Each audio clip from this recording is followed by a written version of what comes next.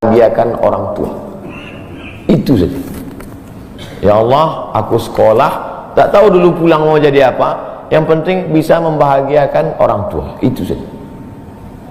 Jadi setelah itu sampai, ya sudah, bisa menyenangkan hati orang tua, bisa, itu saja. Maka selalu saya sampaikan di kampus-kampus kepada mahasiswa, kalian kalau belum bisa membahagiakan orang tua, jangan menyusahkan orang tua. Ini kadang baru ngelihat namanya aja di HP dah kumat darah tinggi emaknya. Kalau belum bisa membahagiakan dia, jangan menyusahkan dia. Maka saya di Mesir 4 tahun tak pernah saya minta duit. Tiba-tiba udah sampai dari ke Mekah. Mak, aku udah di Mekah.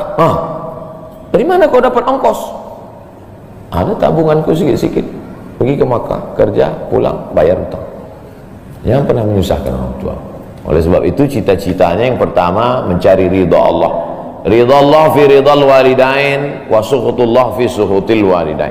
Pulang saya ke kampung, saya mau beli tanah berapa meter, ternak lele, tanam cabai, daun ubi, malam mengajar ngaji. Cita-cita saya kecil aja. Tak ada cita-cita mau jadi ustadz viral disambut di airport, tak ada. Terus kata mak saya, masa kau S2 tinggal di kampung, pergilah ke kota. Akhirnya saya menghonor jadi dosen, siang jadi dosen, malam ceramah di masjid, direkam, diupload, khutbah diupload, like and share, akhirnya viral. Diusir beberapa kali, makin viral. Dibully, makin viral. Akhirnya yang membuli saya taubat sekarang. Ini orang makin dibully makin viral, udah kita diamin aja lah. Itu semua itu kerja kita atau kerja Allah? Kerja Allah. Kerjakan kerja kita, urusan Allah biar Allah yang ngurus. Kita hidup ini sama macam bawa pancing. Kita tugas kita ambil bambu, pasang kail, cari cacing, letakkan. Masalah ikannya datang tak datang itu urusan Allah. Ini kadang banyak orang ngurus urusan Allah yang dia urus. Urusan Allah yang kau urus. Kata Allah, yang mendatangkan ikan ini urusan aku. 10 pancing pasang, itu urusan kita. Tarik pancing 1, cacingnya hilang. Cari pancing 1, kailnya hilang. Cari pancing 1, talinya hilang. Yang ke-10, bambunya hilang. Marahkah kita? Tidak. Karena urusan kita sudah selesai. Serahkan urusan Allah. Pulang ke rumah, rupanya Allah mau kasih kita bukan ikan mentah, tapi ikan masak. Banyak orang terlalu berpikir hidup ini kau buat saja urusanmu, urusan Allah. Urusanmu berangkat dari rumah kerja, masalah hasilnya urusan Allah. Berapa banyak orang bekerja tapi tak dapat apa-apa. Betul? Kalau sudah rezeki tak kemana. Tapi jangan gara-gara ini lalu bapak enggak kerja. Dibangunkan ibu besok pagi, bang, abang enggak kerja masuk kantor. Urusan Allah. Kalau ada suami ibu seperti itu, ibu jangan marah, biarkan aja. Nanti jam 12 dia bangun, dia lapar, dia tengok, mana makanan? Ibu jawab, urusan Allah. Harus ada usaha dan ikhtiar.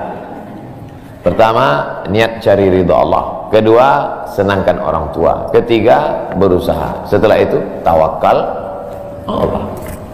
Hidup jangan susah. Hidup sudah susah, jangan bikin susah. Hidup sudah pahit, jangan minum kopi pahit. Apa hukumnya suami menyembunyikan uang dari istri?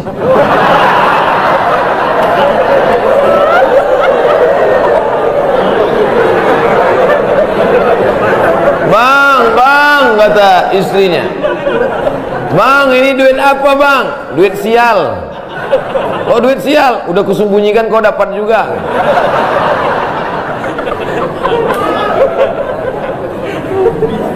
Bapak menikah sama ibu, ibu menikah sama bapak. Apakah hartanya jadi satu atau harta masing-masing?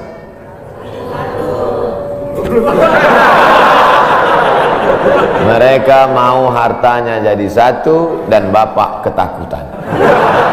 Itu yang saya baca. Sekarang kita baca ayatnya. Walakum nisfu ma taraka azwajukum illam yakul lahunna walad.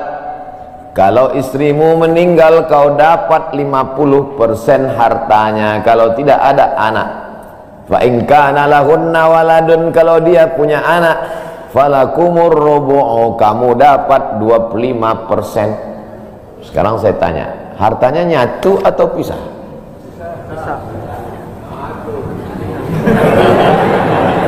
Memang kalau belum sarapan susah nangkap. Saya ulang sekali lagi. Walakum nisfu ma taraka azwajukum. Hai para suami, kamu dapat setengah harta istrimu kalau tidak ada anak. Fa in kana lahunna waladun, kalau ada anak kamu dapat 1/4. Artinya hartanya misah. Harta bapak beda, harta ibu beda. Ibu kerja, punya kebun, punya tanah, punya speedboat, itu harta dia. Bapak punya usaha, harta bapak. Meninggal ibu, 50% untuk bapak. Apa beda harta ibu dengan harta bapak? Di dalam harta bapak ada hak ibu, dalam harta ibu tidak ada hak bapak. Takbir. Saya ulang sekali lagi. Ibu menikah dengan bapak, bapak menikah dengan ibu, ibu bawa harta, bapak bawa harta. Bedanya apa? Dalam harta bapak ada hak ibu, dalam harta ibu tidak ada hak bapak. Kenapa dalam harta bapak ada hak ibu? Karena bapak wajib memberi nafkah.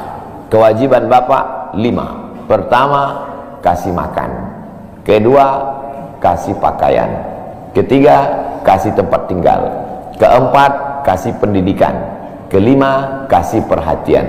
Lebih dari yang ini, itu bukan milik mereka lagi. Jelas? Ini ada sekarang suami setelah menikah, pas dilihat surat apa semua, tak ada punya dia. Semua atas nama istrinya. Ini orang kalau meninggal ini tidak kena azab kubur, karena di dunia sudah terlalu azab dengan istrinya. Dari yang saya sampaikan ini jelas tentang pembagian batasan-batasan harta. Jelas? Jelas. Jadi tidak serta-merta setelah menikah, jangan mau anak perempuan kita ditipu laki-laki.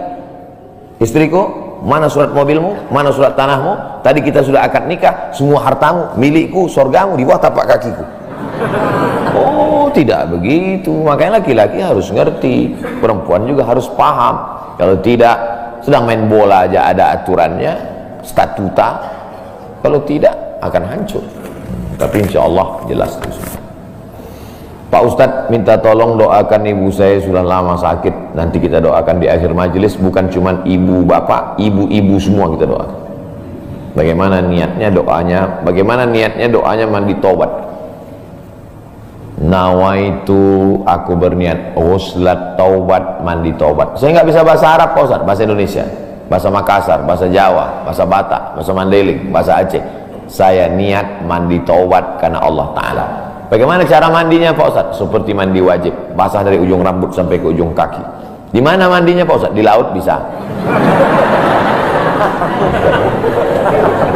Kolaka ini 30% saja daratan Pak Ustadz, yang 70 adalah lautan. Nah, mandi di laut. Apalagi kalau sampai ke tengah laut, bukan cuma dosanya hilang, orangnya hilang sekali.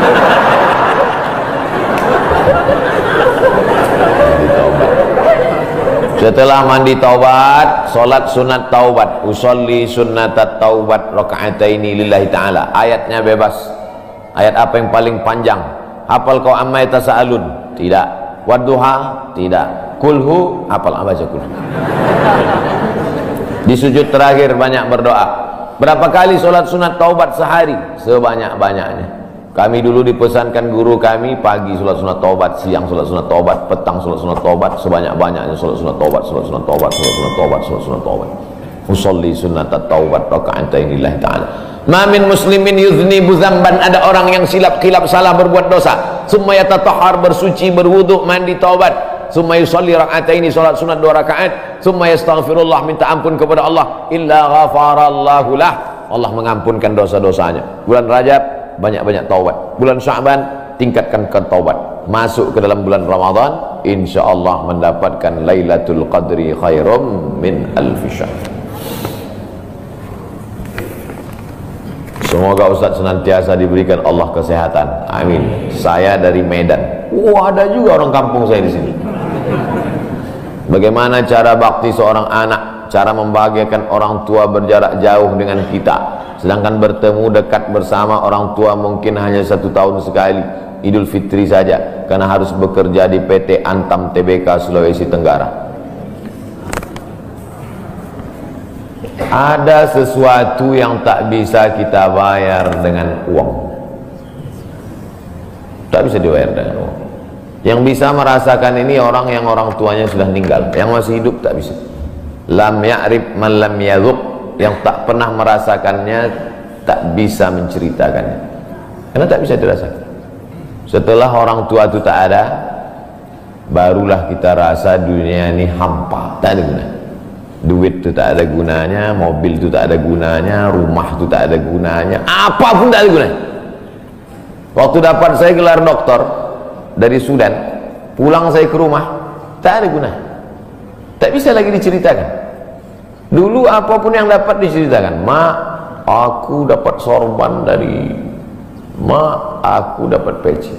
Setelah pulang tadi, pulang dari Brunei dapat gelar visiting profesor di Universitas Islam Sultan Syarif Ali, tak ada gunanya, hampa. Paling-paling ditulis di baleho aja, profesor, doktor. Untuk menunjukkan bahwa kita bukan ustaz kaleng-kaleng. Nanti setelah dia tidak ada, barulah kau cari mana kain yang pernah dia pakai dulu, mana sajadah yang dulu dia pakai waktu sholat, di mana dia dulu sering duduk. Bekas tempat duduknya aja pun bisa menghilangkan rindu. Bekas tempat dia duduk dulu, tempat dia duduk makan kacang sambil minum teh, duduk kau di situ bisa menghilangkan rindu.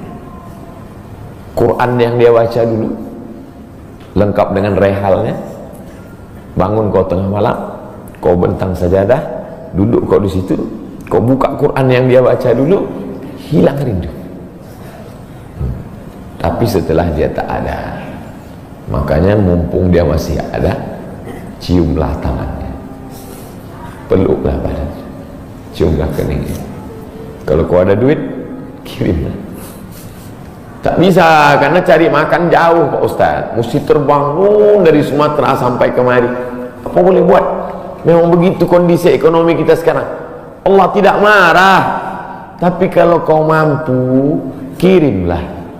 Siapa orang yang kira-kira bisa digaji, dibayar untuk memasakkan dia di rumah? Berkirimlah, karena sampai masanya nanti duit yang banyak itu tidak ada gunanya. Sebanyak apapun kau simpan, tak ada rasanya lagi, hampa, tak ada gunanya. Maka mumpung dia masih ada, Idul Fitri paksa-paksakanlah pulang. Mahal tiket pesawat, tabunglah, teleponlah. Masih ada dia menyambut teleponmu, berikan HP yang kira-kira lama dia pakai, tinggalkan. Mak, ini chargernya, ini handphonenya, ini baterainya, persiapan kalau rusak pasangkan di sini. Nanti kalau aku telepon, angkat. Sampai masanya nanti handphonenya berbunyi tapi tak ada yang angkat. Selagi dia masih ada, senangkanlah hatinya, kirimkanlah kain. Kain itu tidak akan dia pakai, tapi insya Allah menyenangkan hati dia. Ketika hatinya lapang, lapang rezeki. Ketika hatinya senang, senang hidup. Tapi kalau sudah hatinya sempit, meleleh air matanya, rindu karena tak pernah kau telepon, disitulah awal azab Allah datang. Kau akan berenang dalam kesengsaraan. Mudah-mudahan Allah mengampuni dosa kita semua, dosa ibu bapa. Ala hazihi niyah. Al-Fatihah. A'udzubillahi minasyaitonir rajim. Bismillah. Alhamdulillah rabbil alamin. Ar-Rahmanir Rahim. Maliki yaumiddin. Iyyaka na'budu wa iyyaka nasta'in. Ihdinas siratal mustaqim. siratal ladzina an'amta 'alaihim ghairil maghdubi 'alaihim waladdallin. Amin. Rabbana ighfir lana dzunubana, ampunkan dosa kami ya Allah. Wali abaina, ayah kami ya Allah, melepuh kulitnya untuk menyekolahkan kami, tak dapat kami balas budi baiknya ya Allah. Wali ummahatina, ummah kami, 9 bulan 10 hari kami dikandungnya, 2 tahun kami disusukannya, mengalir darahnya dalam badan kami, tak dapat kami balas, tak dapat kami balas kebaikannya. Sekali teriakannya saat mengeluarkan kami ke alam yang fana ini, tak dapat kami balas kebaikannya ya Allah. Kalau dia masih hidup, sahih jasadaha, sehatkan badannya, qawi imanaha, kuatkan imannya, ar-rahmazuk hal istiqamata, berikan dia istiqamah dalam iman dan Islam.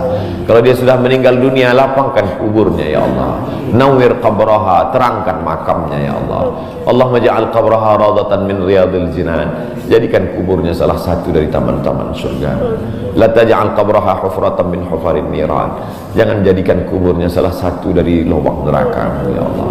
Allahumma ja'al abana'ana barina liwalidiha, jadikan anak-anak kami anak-anak yang berbakti kepada orang tua. Allahumma hafazhum min kulli su' wa syarr, jaga anak-anak kami dari segala perbuatan maksiat dan dosa ya Allah. Rabbana zalamna anfusana, kami sudah banyak buat silap salah dan dosa.